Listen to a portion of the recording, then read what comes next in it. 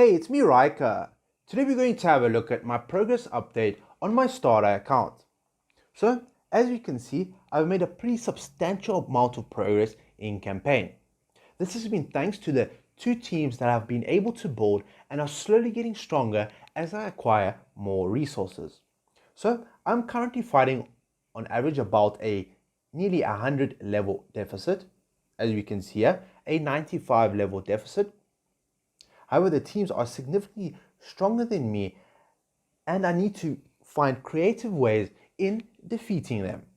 Now, the two main teams that I'm using is an Irons team and a Graveborn team.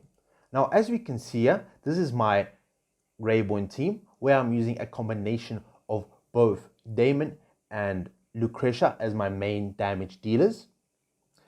And in my second team, I'm using my main damage dealer being Irons, where the new hero Melusina or Baba Yaga provides a significant amount of support through her stunts and other control-based effects.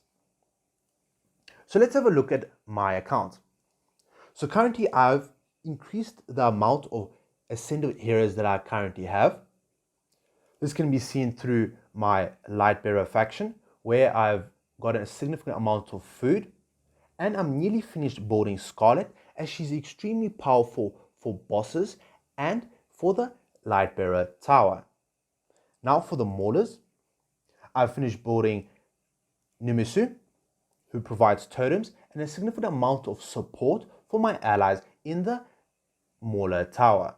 Now I'm planning to build up Skrev and unlock his 3 furniture, so I can have 5 pool unlocked, so that my Lucretia can easily go into their team and deal a significant amount of damage to grouped up enemies.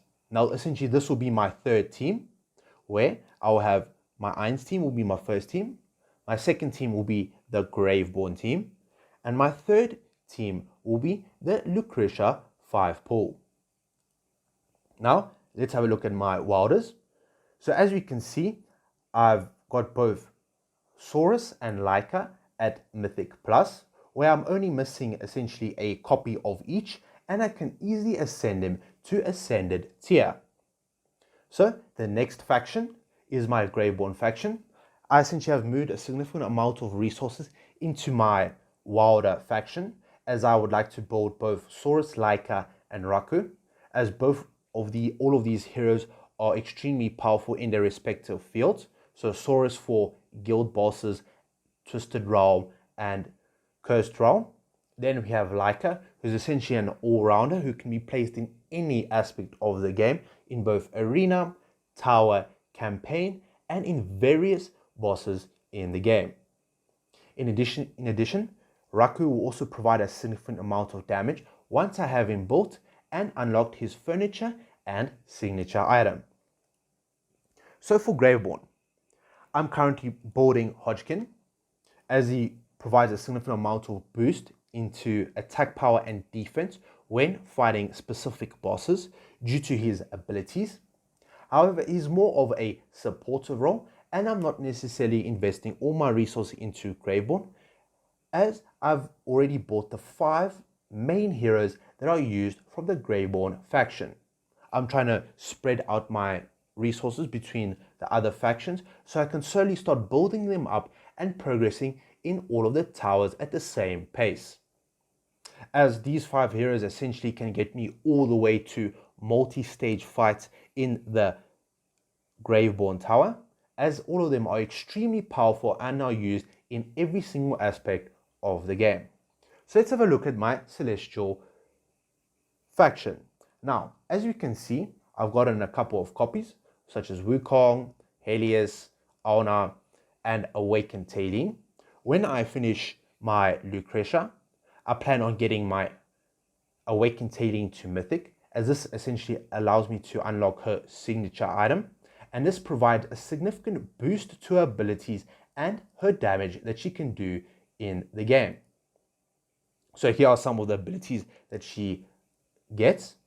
So this is her unlock, her 10, 20, and her 30 unlock. Essentially, this gives her more damage reduction for her allies and a bit more damage.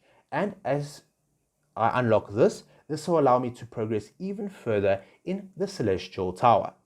So on the Hypergene side, I'm one copy away from getting my Lucretia ascended. So that's going to be a massive moment, as I'll be able to do a significant amount of progress in both campaign and in the Hypergene Tower.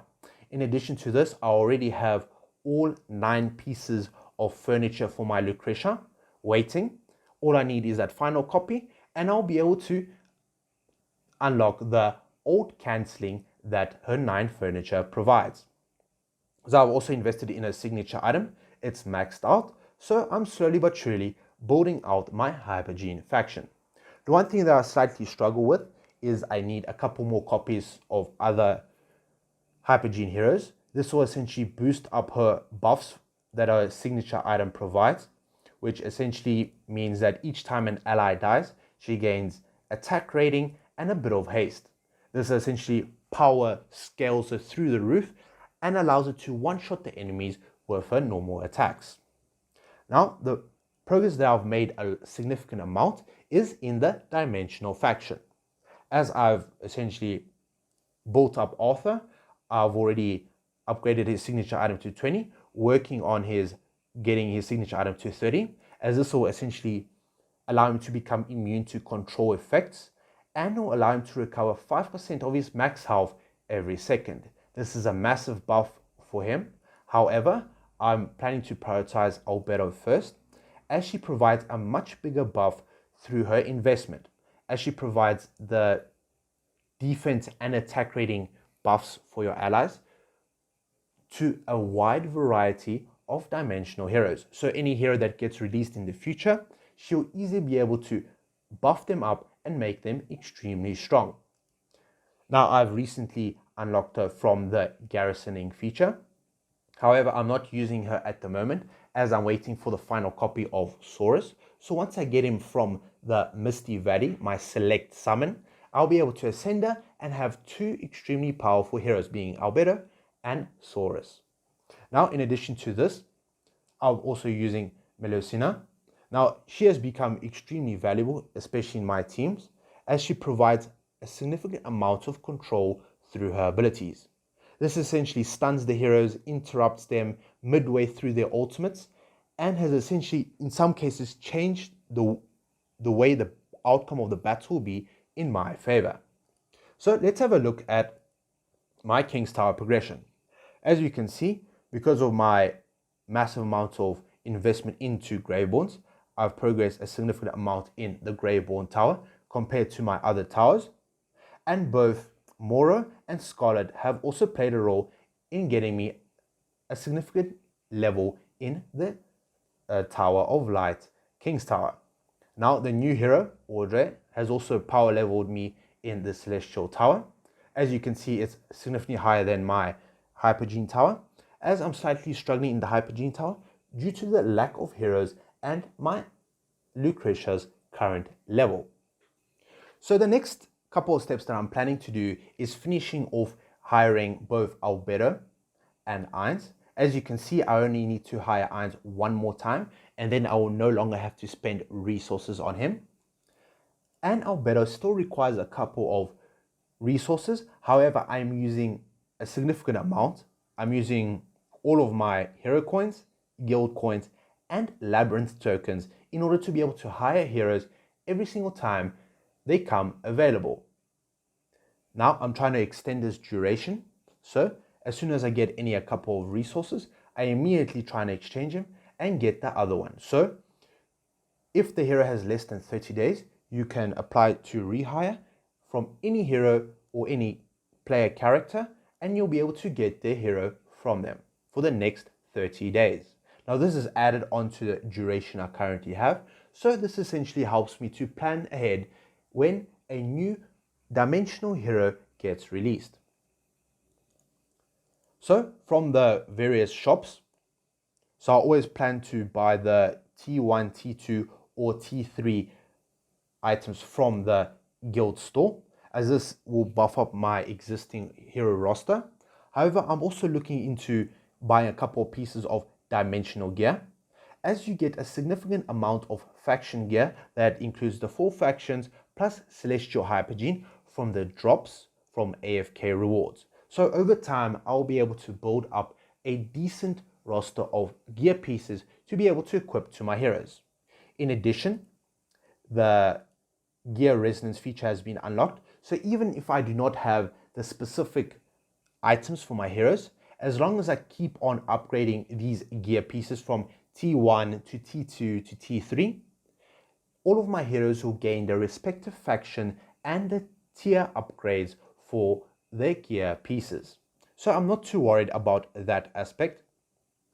Now, for the next resources being Labyrinth Tokens, I'm spending it all on Albedo. However, if I do have any excess resources, I do plan on buying a bit of dimensional signature item upgrades or emblem choice chests. Now, from the challenger store, I only need a single copy of Merlin in order to fully unlock him and to finally be able to use him, as I currently have 45 out of 60 shards. So essentially I have to wait a couple of days and I'll be able to unlock him and essentially unlock one of the strongest arena teams in the game, being Albedo, Merlin and Ainz, as all of these heroes complement each other extremely well, especially when Merlin has his 9 furniture unlocked, as this can essentially stall the game and allow your Ainz to come up top and be victorious.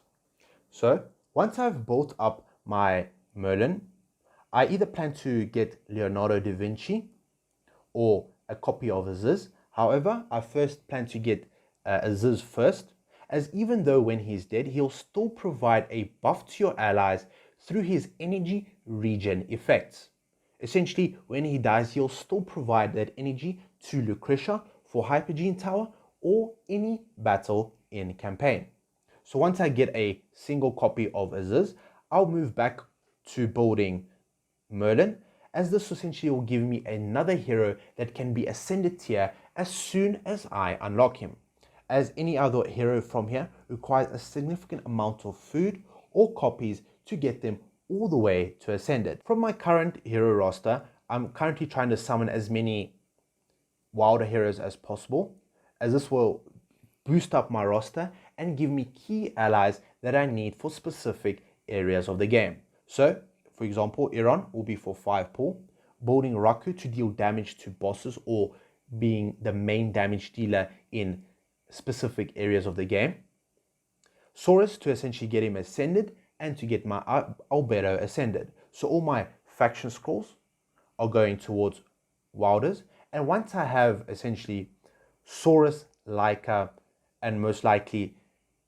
Raku ascended, then I'll move on to either Lightbearers to get Scarlet ascended and to become a main damage dealer in all the bosses available in the game, but being both Guild and Twisted Realm. And after that, I'll soon follow and start building Maulers.